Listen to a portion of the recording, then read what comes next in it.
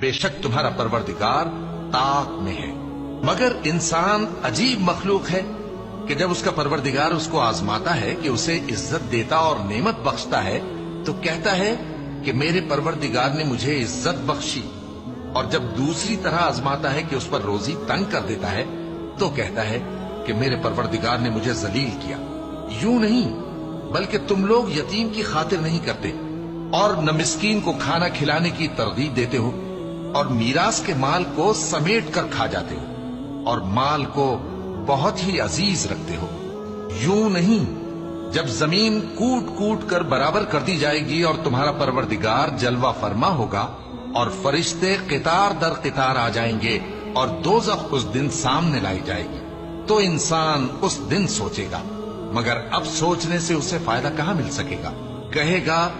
کاش میں نے اپنی اس زندگی کے لیے کچھ آگے بھیجا ہوتا،